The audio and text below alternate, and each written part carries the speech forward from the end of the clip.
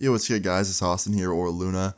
So, I've told a lot of story times on this channel about interactions with cops that I've had and how I've been swatted and all these things that have happened to me throughout the years that have been, pretty crazy. But there's one thing in particular that's not only crazy, but also just borderline ridiculous and kind of hilarious that I've never talked about on this channel. And it directly involves me and a friend of mine, and I think you guys are really going to enjoy it. If you do, as always, leave a like. I'd really appreciate it. And let's get into it. Now, this story time takes place 2 weeks after my 21st birthday. So, I was doing pretty good at this time. I was freshly 21, life was good, I didn't have a whole lot of worries, everything was going good in my life. And as you all know, when that's going on, something has to come along and screw it all up. So this all starts off as any other normal day. I got up out of bed. I had nothing to do on this day, so I got up very late. It was like 2 or 3 p.m., extremely late in the day. I watched some TV for a little bit, then I made a YouTube video, I uploaded the video, and then I was just on my computer watching YouTube. And I didn't really have any intention of going out and doing anything on this day. I just kind of wanted to sit inside and waste away like lazy old me. Well, about like an hour into watching YouTube, I get a text message from my homie David, and David's somebody that I've been friends with for many, many years. And he hits me up and he goes, "What are you doing?" And I was like, "Watching YouTube. What about you?" He's like, "Same. You want to chill?" And I was like, "Yeah, what do you have in mind?" He's like, "You want to just come over and we'll play it by ear?" I'm like, "Sure." Now, David, just to give you some context, was a dealer.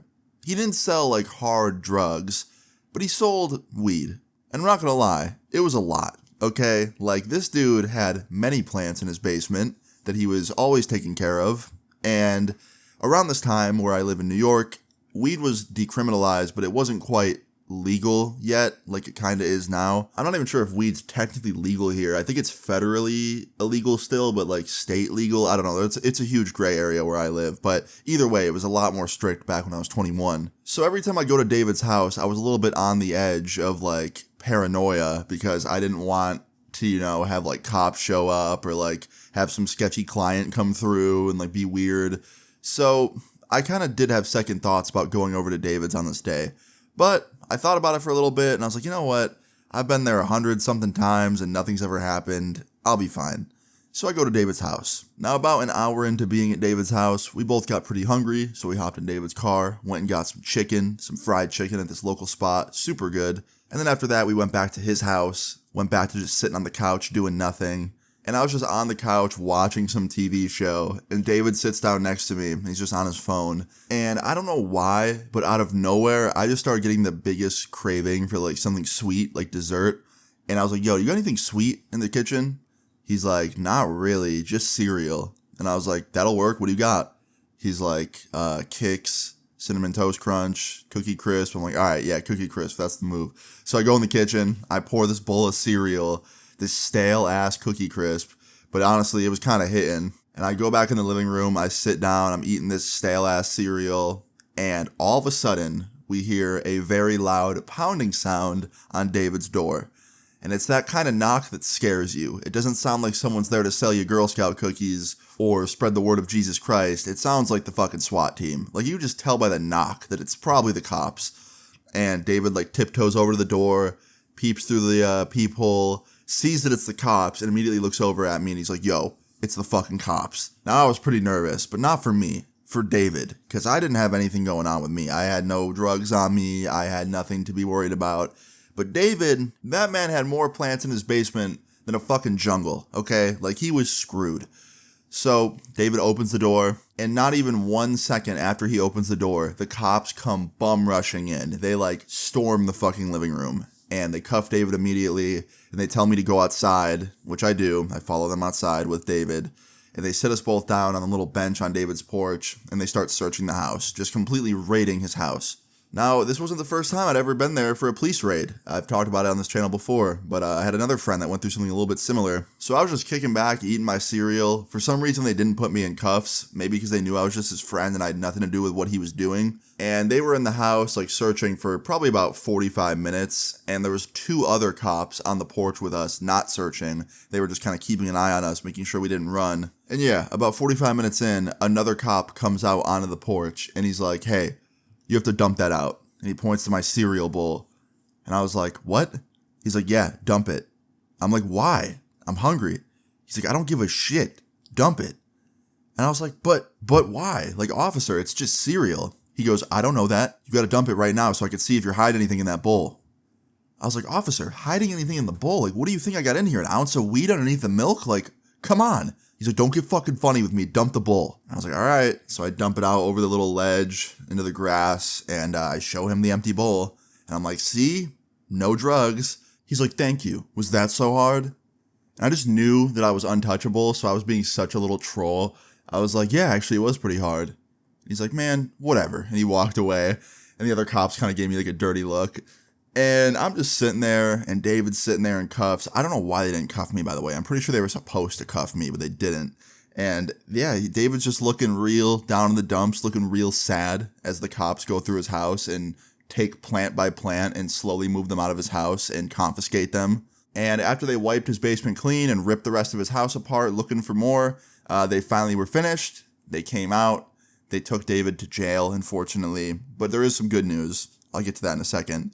But yeah, they took David to jail. I also forgot to mention that while I was sitting out there waiting for them to finish raiding David's house, they got my ID and my info and asked me who I was and how I knew David. And basically I told them I was just David's friend, that I was just there hanging out, and they believed me, and they really couldn't pin anything on me anyway if they wanted to. So anyway, yeah, after they took David to jail, since they knew who I was already and that I wasn't really, involved at all, they were just like, all right, you can leave.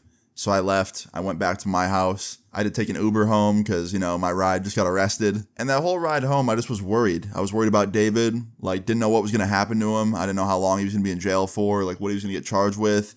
I knew weed was decriminalized in my area, but I didn't know how decriminalized yet. And that dude had a lot of plants, so I really was worried about him and how much trouble he was going to get into. But about a day later, I was on my computer making a YouTube video, and I get a call from none other than David. I see his little contact name and photo pull up on my phone, and I was like, no way. And I answer the phone. I was like, hello? And he goes, what's up, fucker? And I was like, yo, are you out? He's like, yeah, man, bailed out this morning. And I was like, are you good? He's like, no, I'm not really good. I'm pretty fucked. I got a lot of charges that I'm up to face, but I'm out for now. And I was like, okay. So I went immediately that day and hung out with him at his house for a little bit, helped him clean up and, kind of put the pieces back together of what was once his house. Because, the cops left, everything fucked up in his house. His pantry was all open and, emptied and stuff was all over the floor. And, everything was just emptied and all over the floor. So I went over there and I helped him clean up his house and kind of talked to him about what happened. And he was telling me about, where he was being held and, how jail was for the night. Now, fast forward many months later, he was going to court to, get charged, essentially. And there was definitely a couple of things that could have happened to him. He could have went to jail for a long time if they wanted to take that approach. But there was also the option of heavy fines and probation. So obviously his lawyer and his family and everyone was pushing for that. And that was the hope. And many months later, he finally got sentenced. And essentially what happened was he had to pay a bunch of fines and he got probation for many years. I think it was 4 years total he got probation for, which is a pretty long time. But when you compare that to a year of being in jail, I'm taking the probation any day. I'd rather just, keep my head down and, stay out of trouble for a few years than to go to jail for an entire year straight. That sounds like trash. So yeah. Now it goes without saying, but David definitely did not sell anymore after this. He just laid low, got a normal job, and just enjoyed his life outside of jail and was grateful for the fact that he dodged going to jail. But I look back on this story every day and I think, damn, I got so disrespected. Yeah, I know David had to go to jail for a night and got charged with 4 years of probation and had to go to court and get a lawyer. But I got the worst of it. I had to dump my fucking Cookie Crisp out. I had half a bowl left and that cop made me dump it out because he thought that I was hiding drugs underneath the Cookie Crisp in my cereal. Come on. Obviously I'm messing around, but it was just so funny that happened, and mix that with the fact that my homie got put in jail and raided. It was just a crazy day overall, and it just makes for a really good story time. So I hope you guys enjoyed this story time. If you did, please leave a like on the video. I'd really appreciate it. Feel free to leave your story times in the comments down below, and subscribe if you're new. I will see you guys all later. Peace. I'm in a bad mood, I can see it today. I remember all my friends and now I'm all that remains. I got some